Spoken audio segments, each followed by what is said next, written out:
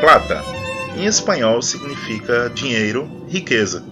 No Rio da Prata, que sobrevoamos ao chegar na Argentina, eram transportados os tesouros dos colonizadores espanhóis. Mas parece que o tempo de abundância ficou no passado. Há décadas em crise econômica e política, o país vizinho parece uma incógnita para nós brasileiros.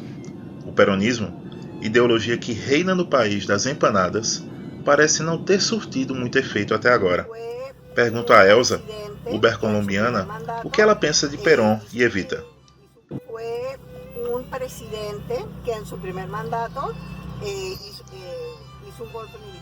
Foi um presidente que, em seu primeiro mandato, deu um golpe militar.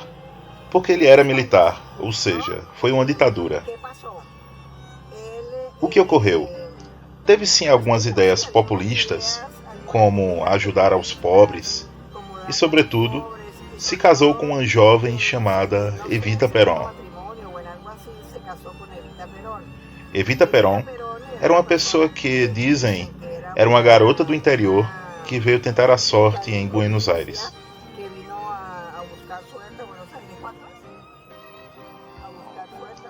Fiquei curioso sobre a visão de Elsa sobre Evita, que é idolatrada no país. Parece que as colombianas não pensam tanto assim como as argentinas. Evita saía e tinha um discurso cheio de rancor.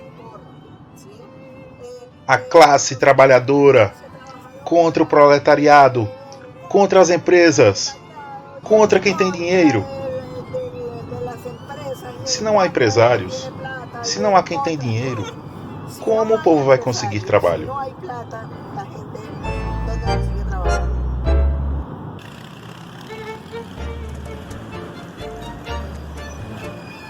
Me parece muito lógico o argumento de Elsa, mas prefiro investigar um pouquinho mais. Mesmo tendo morado 1 ano e meio na Argentina, ainda não entendi completamente isso que chamam de peronismo. Dando uma volta pelo centro, percebo que o governo Macri não tem sido tão diferente do anterior. Na verdade, fiquei impressionado com as placas que divulgam as políticas que antes eram taxadas de populistas, como, por exemplo, subsídios do governo para alimentos, para o transporte público e atividades culturais. O governo liberal de Macri parece tão kirchnerista após minha chegada que me pergunto se Macri não se converteu ao peronismo. Ao pegar um trem, começo a lembrar dos tempos em que morei no país do tango. Em 2012, eu andava de ônibus a 1 peso e 50.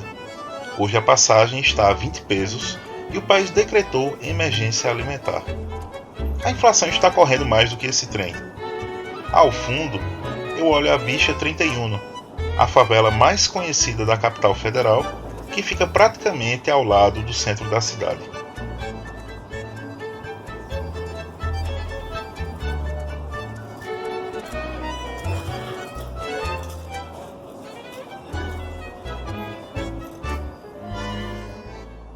Durante uma visita ao bairro chinês, aproveito para entrevistar esse jovem. Na Argentina, a questão social, política, o que te parece? A gente está em um momento de transição. Primeiro estávamos mal e depois pior. Complicada essa vinculação ao dólar e nós recebemos em pesos. Eu tenho trabalho, mas ganho em pesos. O meu salário não sobe. Eu antes comprava uma Coca-Cola por 50 pesos e agora está a 100. Não sei nem o que dizer. Acho que só indo à igreja para pedir um milagre a Nossa Senhora de Buenos Aires. Mas acabo desistindo depois que o mendigo me comenta que o padre da catedral joga água fria nos mendigos para que eles não fiquem próximos à entrada da igreja. Fiquei com medo de levar um banho também. Pergunto a essa moradora de rua como está a situação do país.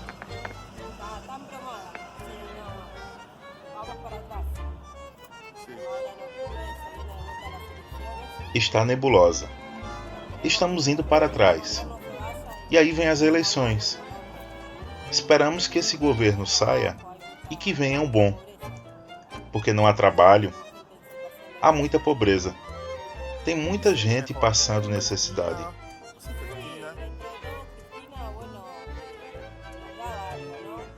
Pergunto se seria melhor com Cristina Kirchner, e ela responde que sim. Na época de Kirchner, havia mais trabalho e que ela trabalhava como doméstica numa casa de família. Depois de algum tempo, a dona da casa também caiu na pobreza e não teve como continuar.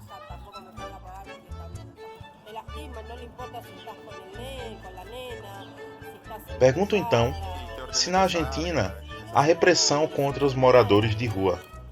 E ela responde: sim, e não importa se você está grávida, com um bebê, te machucam. Não se importam com nada. Se eles têm que te bater, te batem. E para a gente que vive assim na rua, é ainda pior.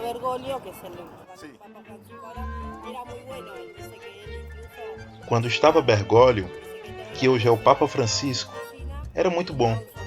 Ele sempre ajudava.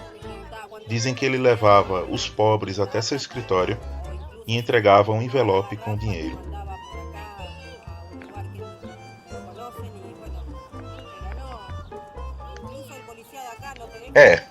Como desistir do milagre e o Papa está muito longe, talvez seja melhor rufar os tambores e ir para a guerra, ainda que a Argentina não tenha se dado muito bem nessa história.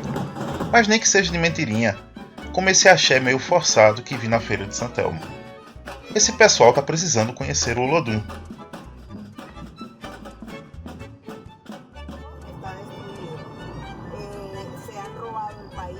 Pego novamente o Uber com Elsa, e ela me fala que estão roubando todo o país.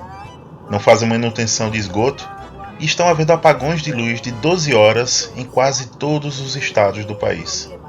Fico preocupado. Vai que falta energia no evento que eu ia participar na Faculdade de Direito da Universidade de Buenos Aires. Por sorte, sobrou luz e flashes.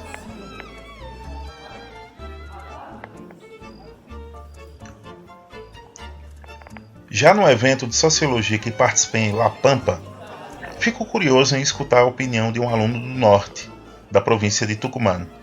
Depois, um amigo de Buenos Aires, José, me explica por que o peronismo vencerá. Me parece que é algo que já se previa. É o que já se manifesta socialmente. É o que o povo está pedindo. Creio que Macri teve sua chance de fazer algo diferente, mas não aproveitou. E é por isso que agora não votam nele. Se você está no centro, você atrai os extremos. Se você está no extremo, não atrai a ninguém. Escola primária. A política é realmente uma coisa impressionante. Macri virou presidente pelo voto de repúdio a Kirchner. E agora Kirchner deve voltar ao poder pelo voto de repúdio a Macri. Porque o povo acusa Macri de fazer justamente o que fazia Kirchner. Já me despedindo de Buenos Aires, fico pensando em como nós, brasileiros, temos que aprender com os taxistas argentinos. Há fascismo de esquerda, há fascismo de direita.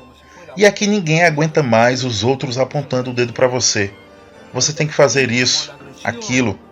Autoritarismo, agressão. Se você não pensar como eu, é porque você é inimigo da pátria. Não se pode pensar diferente. Eu sou obrigado a pensar como o outro. É preciso escutar a quem pensa diferente. Isso é democracia, não?